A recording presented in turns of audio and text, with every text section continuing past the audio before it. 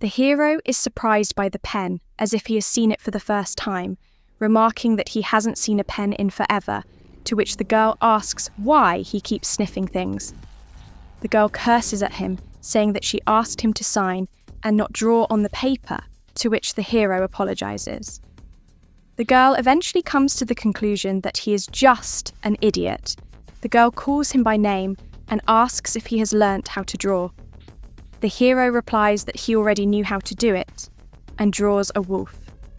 The girl then asks if he has learnt magic or martial arts, to which the hero replies that he only lived in the forest and doesn't finish the sentence, as the girl sighs loudly and finishes the sentence instead of him. To survive, he just ran for 10 years. The girl thinks that to become a true returnee, you have to kill monsters and take their spatial energy to be able to pass through the portal. Which, it seems this guy was able to stay alive in peaceful space by accidentally stumbling upon the stone of return. The guy notices that he stayed there not for 10 but for 1,000 years, to which the girl gets angry and assures him that he spent only 10 years there, since according to the records, in 2015 he disappeared and returned through the portal only in 2025. The hero is puzzled that only 10 years have passed, and the girl hands him his awakened card. The hero takes the card in his hand. The girl explains that half of his treatment costs will be subsidized by the card, and that he should contact the girl if he loses it. She asks him to read the documents carefully and asks him to go back to his family after his recovery, at which point she says goodbye and slams the door. The hero thinks about the word family and suddenly remembers that his family must be alive. The years he spent in the other world had made him accept that his family was no longer alive. However, back on Earth he was obliged to accept the loss of his forest family instead of his real one. However, this was just speculation, and only 10 years have passed since that day. The hero finds his mum and dad dead, but his younger brother is alive. The hero runs out of the ward looking for Dr. Baldy. The nurses try to stop him. MC bursts into the doctor's office. The doctor asks what he wants, and MC tells him that his little brother is alive, and that he needs his help. He asks the doctor to discharge him immediately.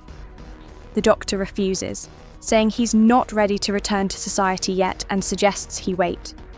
The hero warns him that he is not here for permission, and the doctor makes one condition, that he can leave the hospital. The hero leaves in a taxi, thanking the doctor, and that he will never forget what he has done. The doctor asks the taxi driver to drive the hero safely away. After leaving, the nurse asks the doctor why he paid for the taxi and gave him clothes, to which the doctor replies that he just wanted to keep listening to his story. The doctor asks for the doorknob to be repaired as soon as possible, showing that it has bent under the pressure of a strong palm. The doctor sits down in a chair and remembers that this is the second time the knob has broken, and that he hasn't heard the smell of the extraordinary in a long time. Meanwhile, the hero is in a taxi listening to breaking news. At 3 p.m, monsters flooded an unprotected field in one of the provinces due to a miscalculation of the portal's timing.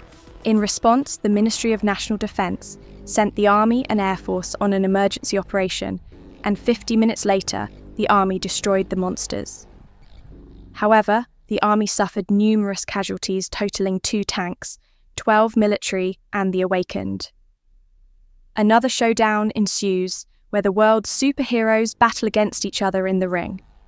Mikhail, nicknamed Russian Bear with a world rank of 34, against a man nicknamed Beyond the Horizon with a rank of 48. The winner of the match will get a chance to fight against Hero, a Japanese fighter with world rank 1. The hero notices that the world has changed a lot, remembering the doctor's words where he says that since the Great Catastrophe, the world has become a completely different place. Meanwhile, the radio is interrupted by another advertisement. The Schiller Guild, the 4th guild in Korea, is looking for new mercenaries to join their ranks to hunt for the greatest bounty.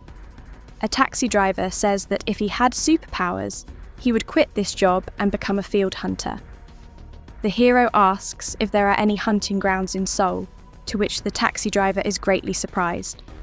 The taxi driver asks if he really doesn't know, and the hero asks him to tell him.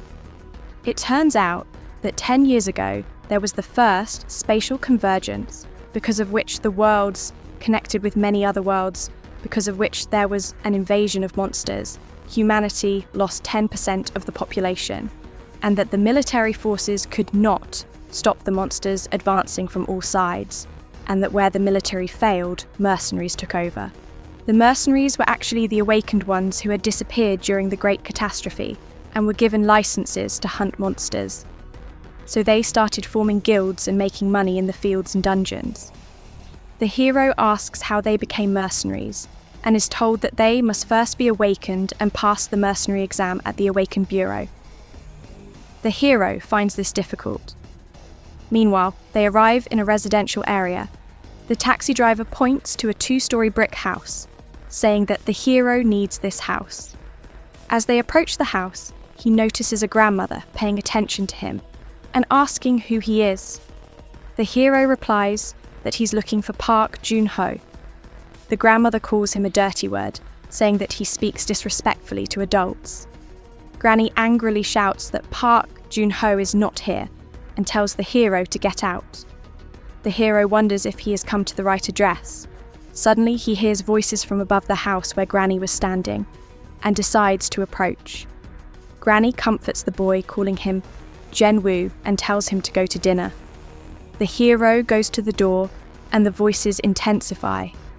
In the mailbox, he notices letters from creditors addressed to Park Jun-ho, asking him to repay the debt immediately.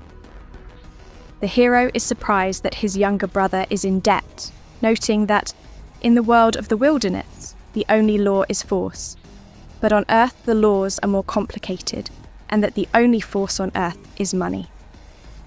Coming to the Awakened Bureau, the hero decides to apply for the mercenary exam, which is refused. The employee explains that the hero does not meet the requirements, to which the guy replies that he is an awakened F rank, but it turns out that he lacks awakened points. The hero argues that this can't be the case because he arrived here through the portal 2 weeks ago.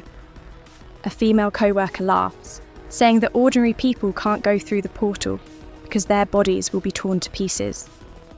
The girl tells him that he can earn points by killing monsters in the field, or go to the school for the awakened, and tells him to come back when he is truly awakened. On the way out, he comes across a billboard with a reward of 500 won for every goblin killed in Suwon Field. Meanwhile, our hero takes a taxi to the field, on the way wondering what the walls surrounding them everywhere are. It turns out that Seoul is divided into 12 locations, with hundreds of gates inside the city that allow you to move between them, and dozens of outer gates leading to the fields.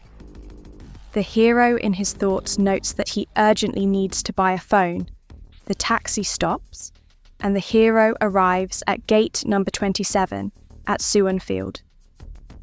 The hero wonders if this is really the gate through which he will be on the ground for the hunt. At the entrance, he is met by the military, asking what brings him here. The hero replies that he is hunting. The soldier asks him to show his mercenary license, but he doesn't have one. The rules prohibit civilians from entering the field. Suddenly, something comes inside the gate, and the soldier orders the other soldiers to lock the entrance. But it is too late, and a car crashes right into the gate. The soldier behind the wheel is killed by a monster, and the car crashes into the fence. The monster breaks free and the soldiers shoot at it. The monster is killed and the shooting stops. The soldiers wonder where the guy at the gate disappeared, to which the other replies that he probably ran away, shivering with fear. Later, the hero leaves gate 27 and heads towards the ruined buildings, noting that he can sense these fields. The hero can't believe the cities have changed so much. As night falls, the hero recognizes the familiar darkness and claims it is time for his hunt. He falls down, crushing the ground beneath his feet, noticing that his body has become a little heavier. Looking around, he runs with the speed of the wind to the building opposite and climbs to the top.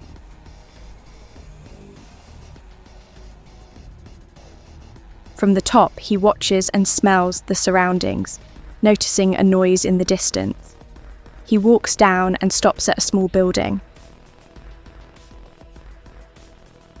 There are goblins harassing a battered wolf bleeding in the corner.